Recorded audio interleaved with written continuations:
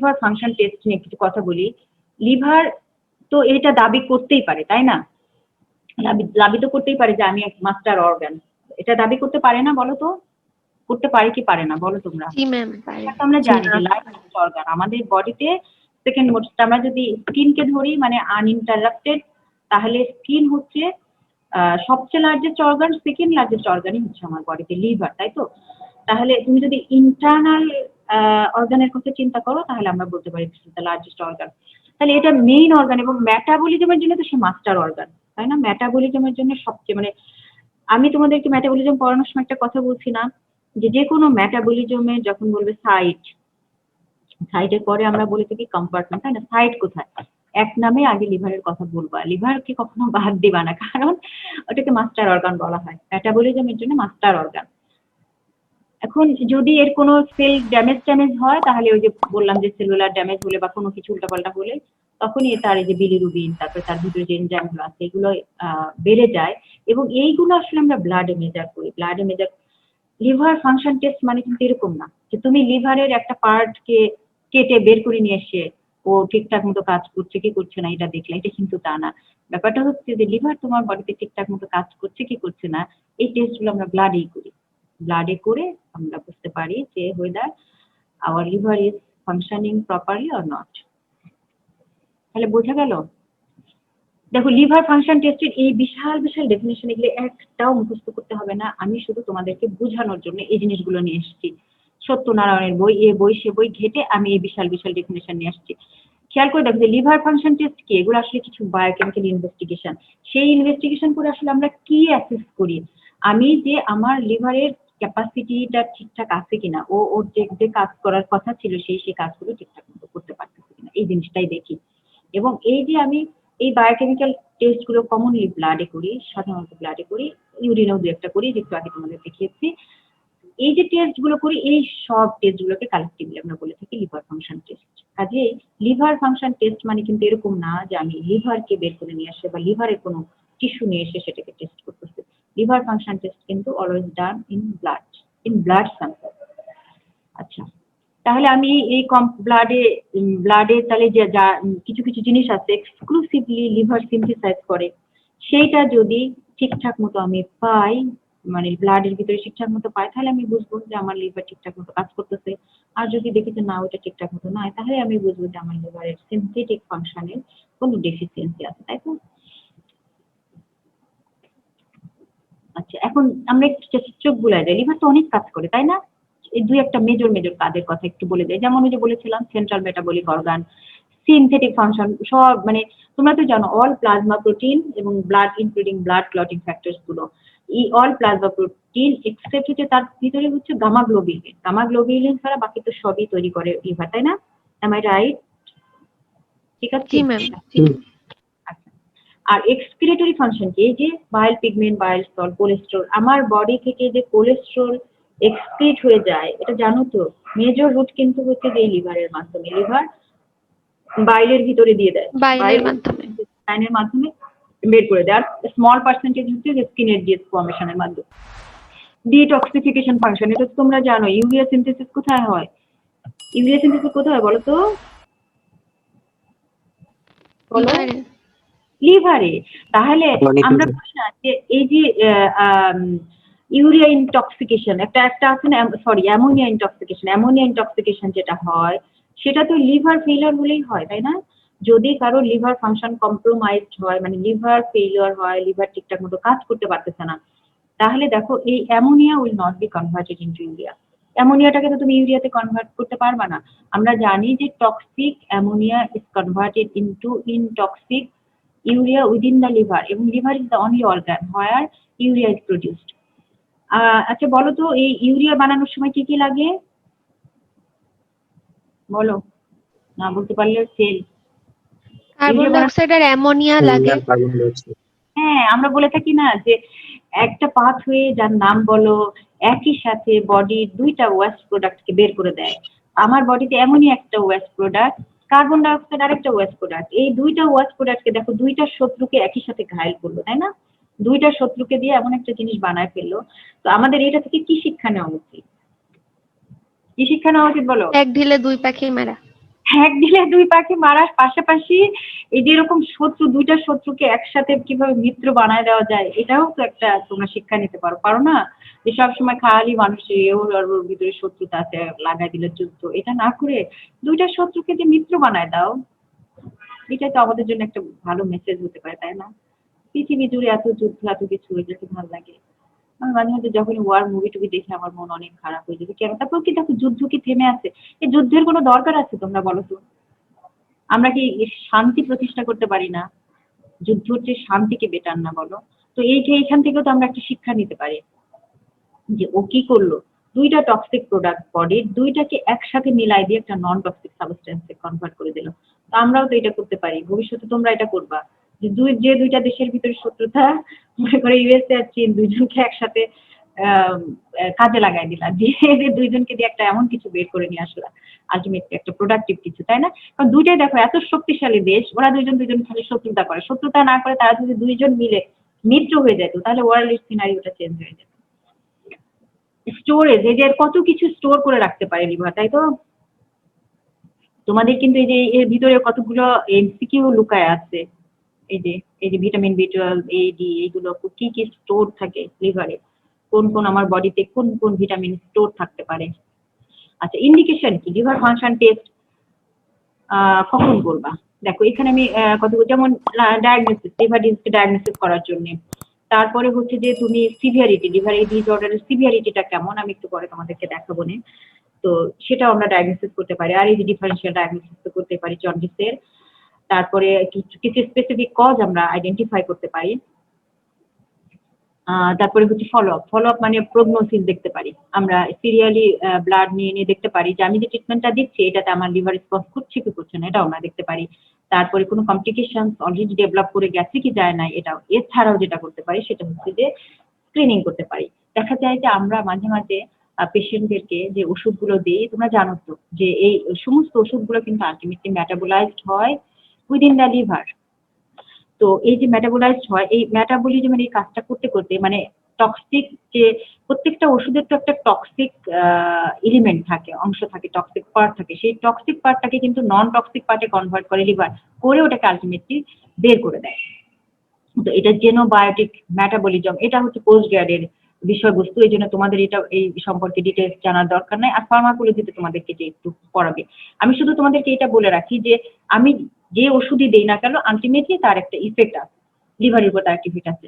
এখন এই জন্যে মাঝে মাঝে বলা হয় যে এই তুমি লিভার ফাংশন টেস্ট করো, বিশেষ করে যে লিভারের এনজাইম গুলো টেস্ট করতে দেওয়া হয়। আমি আমার আত্মীয় স্বজনের ভিতরে অনেকেই আছে যাদের যাদের কিছু ক্রনিক ডিজিজ আছে, তো ওনারা তো যে বিভিন্ন ধরনের ওষুধ খায়, তো ওনাদেরকে দেখা যায় যে এরকম 3 মান্থ পর পর বা 6 মান্থ পর পরই লিভার ফাংশন টেস্ট করতে দেওয়া হয়, যে এর কোনো টক্সিক ইফেক্ট লিভারের উপরে পড়েছে কিনা, বা পড়লেও কতটুকু পড়েছে, তার লিভার এনজাইম গুলো ঠিকঠাক মতো ফাংশন করছে কি করছে না, তো এই স্ক্রিনিং এর জন্য করা হয়। এখন কি কি কারণে দেখো লিভার মানে লিভারের ড্যামেজ, কি কি লিভার সেল ড্যামেজ কি কি কারণে হতে পারে? তোমরা তো জানো যে বিভিন্ন ধরনের ভাইরাস দিয়ে হতে পারে। ফর এক্সাম্পল, এই যে কারেন্ট কোন ভাইরাস নিয়ে আমরা কথা বলতেছি, কারেন্টলি কোন ভাইরাস নিয়ে কথা করোনা। বলতেছি? Corona virus. কোভিড, তাই না? COVID-19 virus. তো এই কোভিড ভাইরাস এরও তো একটা টক্সিক ইফেক্ট আছে লিভারের উপরে নিশ্চয়ই, তাই না? সেটা নিয়ে একটা স্টাডি হচ্ছে আমাদের এখানে। তো এরকম আর কি, যে এই আমরা তো জানি যে hepatitis A B C D E F দিয়ে যে হেপাটাইটিস যে ভাইরাস গুলো আছে, এছাড়াও আদার অনেক হেপাটোটক্সিক ভাইরাস আছে যারা হেপাটিক সেল ড্যামেজ করে। এছাড়াও স্পেসিফিক্যালি কিছু টক্সিন আছে, যেমন এই যে কার্বন টেট্রাক্লোরাইড, তারপরে আফলাটক্সিন। এছাড়া অ্যালকোহলের যে একটা টক্সিক ইফেক্ট আছে লিভারের উপরে, তোমরা তো জানোই, তাই না? এই জন্য এটা নামই হয়ে গেছে অ্যালকোহলিক লিভার ডিজিজ বা অ্যালকোহলিক লিভার সিরোসিস। তারপরে hepatocellular carcinoma, auto immune hepatitis ইত্যাদি ইত্যাদি হতে পারে। এগুলো কারণে লিভার সেল ড্যামেজ হয়। এখন এই লিভার ফাংশন টেস্টের ক্লাসিফিকেশন তোমাদের হলো রিটেনে আসে, ভাইভাতে জিজ্ঞাসা করা হয়। তো তোমরা তোমাদের মতো করে তোমাদের মনের মাধুরী মিশাই, যেভাবে তোমাদের ভালো লাগে সেভাবে তোমরা ক্লাসিফাই করো, ইট ডাজন্ট ম্যাটার। আমি আমার মতো করে 2টা ক্লাসিফিকেশন তোমাদের দিয়ে দিয়েছি, তোমাদের যেটা ভালো লাগে তোমরা সেটাই করবা, সেটাই মুখস্থ করবা, সেটাই লিখবা, কিছুই যাবে আসবে না। একটা হচ্ছে যে মার্কার, আমরা তো জানি এগুলো অল দিস আর বায়োমার্কার, তাই তো? Marker of liver dysfunction group 1 এর ভিতরে একটা সেরামে আমরা কিছু দেখি, ইউরিনে কিছু দেখি। দেখো সেরামে আমরা কি কি দেখি আমরা অলরেডি বলে আসছি, একটা হচ্ছে টোটাল এবং কনজুগেটেড। কারণ টোটালটা প্রথমে দেখে নিয়ে আমরা কনজুগেশনের কাজটা কে করে, কনজুগেশনের কাজটা লিভার করে, কাজে আমি লিভারের ফাংশন ঠিকঠাক মতো আছে কি নাই এটা দেখতে গেলে কিন্তু আমাকে অবশ্যই কনজুগেটেড বিলিরুবিনটা দেখতে হবে। এছাড়া আমি বলেছিলাম যে আমাদের all plasma protein synthesized by liver, তাহলে আমরা টোটাল প্রোটিন, অ্যালবুমিন, এছাড়া অ্যালবুমিন গ্লোবিউলিন রেশিওটা দেখা হয়। অ্যালবুমিন গ্লোবিউলিন রেশিওটা আমরা কেন দেখি আমি একটু পরে এক্সপ্লেন করছি। প্রোথ্রম্বিনটা, প্রোথ্রম্বিনটা কি জিনিস বলতো? প্রোথ্রম্বিন কি? এই ম্যাম কোয়াগুলেশন এটা ক্লটিং ফ্যাক্টর গুলোর একটি। কোয়াগুলেশন ফ্যাক্টর কত নাম্বার? Two, জানা ma'am. বলতে পারলে কেমনে? ম্যাম 2। 2. এক নাম্বার কি? এক নাম্বার হলো Irinosine. Fibrinogen. Fibrinogen. Nitrogen, prothrombin, tissue thromboplastin আর ক্যালসিয়াম আয়ন, তাই তো? এই চারটা না মেজর জি, ma'am. Factor? Primary clotting factor, এই চারটা, তাই তো? আমার তো এখনো মনে আছে রে বাবা। ইউরিন হচ্ছে বিলিরুবিন, আর ইউরিন আমরা কি কি দেখে থাকি? বিলিরুবিন আমি তোমাদের সাথে কথা বলে এসেছি, তারপরে হচ্ছে ইউরোবিলিনোজেন এবং বায়োল সল্ট। এই যে বায়োল সল্ট এটাও তোমাদের কিন্তু অ্যাবনর্মাল কনস্টিটিউয়েন্ট অফ ইউরিন, এটা রথেরাস টেস্ট করার মাধ্যমে আমরা দেখি। এছাড়া গ্রুপ 2 ভিতরে কি কি দেখে থাকি আমরা? গ্রুপ 2 ভিতরে এই যে এই দুইটা মার্কার্স অফ হেপাটোসেলুলার ইনজুরি, এটা আমি তোমাদেরকে এর আগেও পড়িয়েছি, এই যে এএলটি এবং এএসটি। এছাড়া হচ্ছে গ্রুপ 3 এর ভিতরে কারা আসছে? মার্কার্স অফ কোলেস্টেসিস, দুইটা এনজাইম। লিভার ফাংশন টেস্ট বেশিরভাগ, এটা আবার আমি নিয়ে আসছি কেন, বেশিরভাগ টিচাররা এইভাবে শুনতে চায়, সেটা হলো test for hepatocellular damage or serum enzyme as, মানে হেপাটোসেলুলার ড্যামেজ হয়েছে কিনা সেটার জন্য তুমি কি কি এনজাইম করে দেখবা, বা সেরামের কি কি এনজাইম অ্যাসে করবা। এই দুইটা অ্যালানিন, এএলটি, এএসটি। আর যদি কোলেস্টেসিস থাকে, এই জিনিসগুলো যেহেতু আমি এর আগেও বলেছি ওই জন্য আমি খুব তাড়াতাড়ি চলে যাচ্ছি, আমার মনে হয় এই জিনিসগুলো সম্পর্কে তোমাদের অলরেডি আইডিয়া হয়ে গেছে, তাই না? আমরা লিভার ফাংশন টেস্ট করতে গিয়ে 4টা এনজাইম দেখি, তারপরে তার ভিতরে হেপাটোসেলুলার ড্যামেজের জন্য স্পেসিফিক্যালি এএলটি, এএসটি দেখি, আর কোলেস্টেসিস বা বিলিয়ারি ট্র্যাক্ট অবস্ট্রাকশন আছে কিনা এটার জন্য এএলপি আর গামা জিটি, এই দুটো দেখি, তাই তো? সিনথেটিক ফাংশনের জন্য আমরা কি কি দেখি? টোটাল প্রোটিন দেখি। টোটাল প্রোটিন তোমাদের ইয়েতে করানো হয়, এই যে তোমরা তো পাও নাই, হচ্ছে তোমাদের এটা ল্যাবে করানো হবে। টোটাল প্রোটিন তোমাদের পরীক্ষাতেও থাকে, প্রফে থাকে, estimation of total protein by enzymatic method. Total protein করি, এছাড়া আমরা অ্যালবুমিন কনসেন্ট্রেশন দেখি, এরপরে সেরাম অ্যালবুমিন গ্লোবিউলিন রেশিও দেখি। নর্মাল অবস্থায় দেখো, নর্মাল অবস্থায় অ্যালবুমিন গ্লোবিউলিন রেশিও কত? 2:1, তার মানে অ্যালবুমিনের পরিমাণ বেশি, গ্লোবিউলিনের চেয়ে অ্যালবুমিনের পরিমাণ বেশি থাকার কথা। এখন খেয়াল করে দেখো, কেন লিভার ফাংশন টেস্টটা যদি ইম্পেয়ার্ড হয় অ্যালবুমিন গ্লোবিউলিন রেশিওটা আমরা বলি যে অল্টার্ড করে যাবে। কেন অল্টার্ড করে যাবে? একটু কমন সেন্স থেকে বলো তো। একটু ম্যাম common- গামা গ্লোবুলিন তো লিভার থেকে মানে সিনথেসিস হচ্ছে না, প্লাজমা সেল থেকেও হচ্ছে, কিন্তু অ্যালবুমিন অনলি লিভার থেকে হচ্ছে, এই কারণে। অ্যালবুমিন অনলি লিভার থেকে হচ্ছে, তাই না? এবং নর্মাল অবস্থায় অ্যালবুমিনের পরিমাণ অনেক বেশি থাকে রাদার দ্যান গ্লোবিউলিন, ওই জন্য 2:1।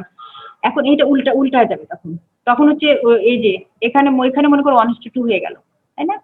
কারণ কি? কারণ হচ্ছে যে গ্লোবিউলিনের লিভার ছাড়াও আরো সোর্স আছে, প্লাজমা সেল থেকেও হতে পারে, কিন্তু অ্যালবুমিনের শুধুমাত্র লিভার সোর্স। ওই জন্য যদি লিভার ফাংশন ইম্পেয়ার্ড হয় অ্যালবুমিন তো তৈরি হতে পারতেছে না, বাট গ্লোবিউলিন তো তৈরি হচ্ছে, যে কারণে গ্লোবিউলিনটা পরিমাণ বেড়ে যাবে।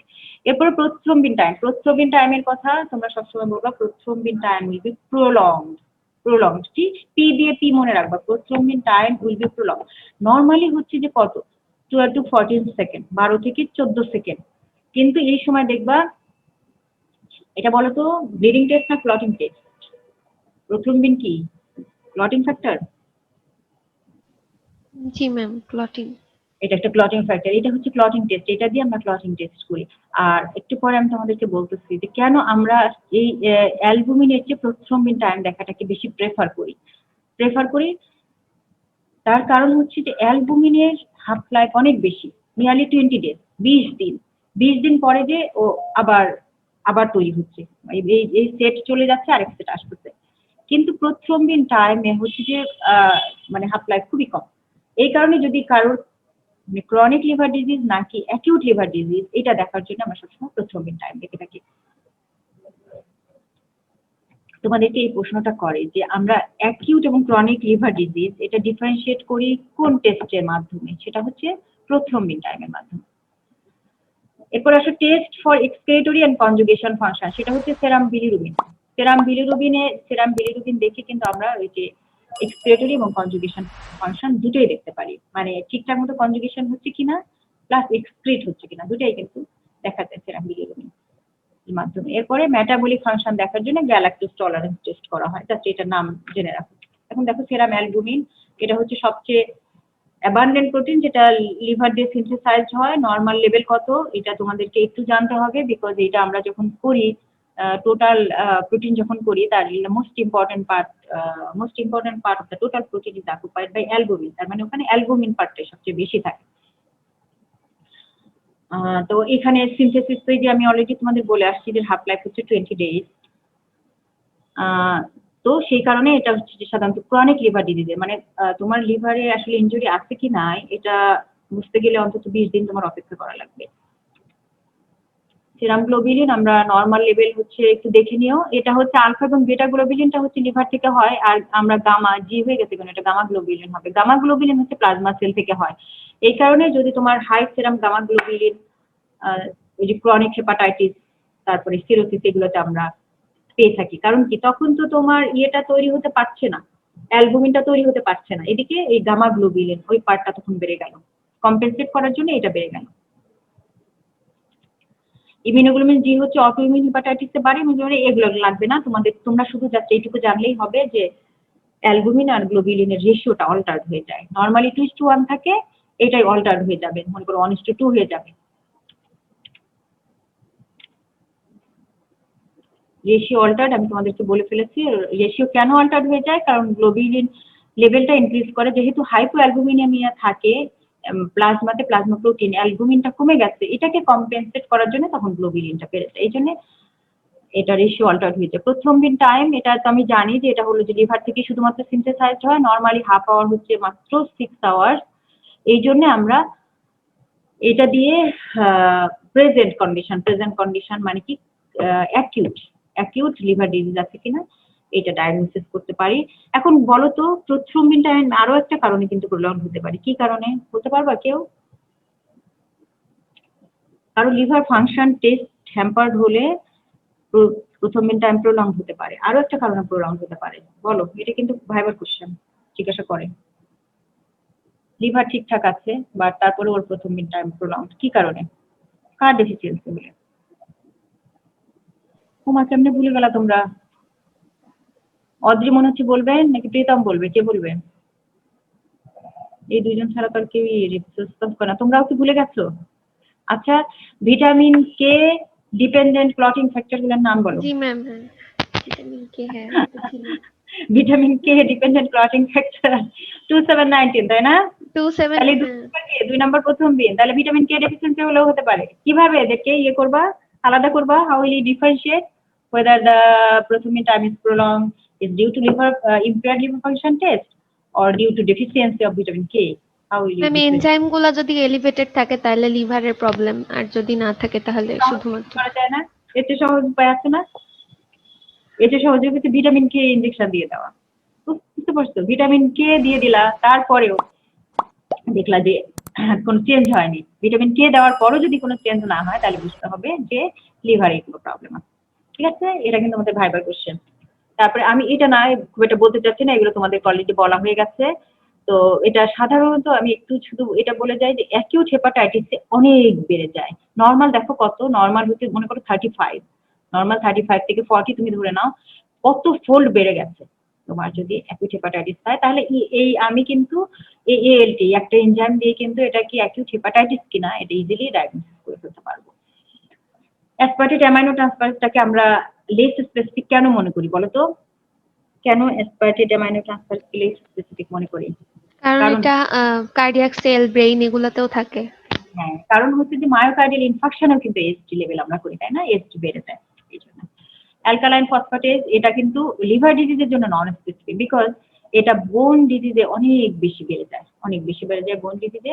বাট ওই যে তোমাদেরকে আমি বলেছি যে তুমি যদি দেখো যে একই সাথে তোমার এএলটি এবং গামা জিটি দুটোই বেড়ে গেছে, তাহলে তখন আমরা বলতে পারি যে there is some obstruction within the bile tract. It might be intrahepatic or extrahepatic. আচ্ছা, গামা ডিটির একটা স্পেসিফিক আছে, ইম্পর্টেন্স আছে। এটা হচ্ছে যে এটা দিয়ে আমরা সাধারণত অ্যালকোহলিক লিভার ডিজিজ ডায়াগনোসিস করি। তোমার কাছে মনে করো কেউ হচ্ছে যে মিথ্যা কথা বললো যে না আমি অ্যালকোহল খাই না, বাট তুমি গামা ডিটি দিয়ে প্রুভ করে দিতে পারবা যে whether he or she is alcoholic or not. ওকে, তো এটা অনেকটা ডোপ টেস্টের মতো। তো অ্যালকোহলিক লিভার ডিজিজ যদি কারোর থাকে, অ্যালকোহল অ্যাবিউজদের জন্য এটা খুবই হাইলি সেনসিটিভ। অ্যালকোহল অ্যাবিউজদেরকে তুমি ইজিলি ডায়াগনোসিস করতে পারবা এই গামা ডিটি দিয়ে। এখন লিভার ডিজিজ ইনজুরির কনসিকুয়েন্স কি হতে পারে? লিভার সেল ইনজুরি হলো, লিভার সেল ডেথ হতে পারে, ডেথ হয়ে এটা প্রলিফারেশন হয়ে, প্রলিফারেশন যদি সাফিসিয়েন্ট হয় তাহলে রিকভারির দিকে যেতে পারে, ইনঅ্যাডিকুয়েট হলে লিভার ফেলিয়ার। এখানে ম্যাট্রিক্স ডিপোজিশন হয়ে আলটিমেটলি ম্যাট্রিক ডিপোজিশন হওয়া মানে ওটা নর্মাল যে সেলুলার আর্কিটেকচার ওইটা ডিস্ট্রয়েড হয়ে যায়। এটার জন্য সেরোসিস ডেভেলপ করে, মানে নর্মাল আর্কিটেকচারটা নষ্ট হয়ে যায়, সেটাই হচ্ছে সেরোসিস। লিমিটেশন, এই লিভার ফাংশন টেস্টের লিমিটেশন গুলো কি? যে নর্মাল লিভার ফাংশনটা সবসময় কিন্তু ইন্ডিকেট করবে না যে তোমার মনে করো লিভার ফাংশন টেস্ট নর্মাল আসছে, it doesn't mean that your liver has got no disease, তোমার লিভারের ভিতরে কোনো ডিজিজ নাই।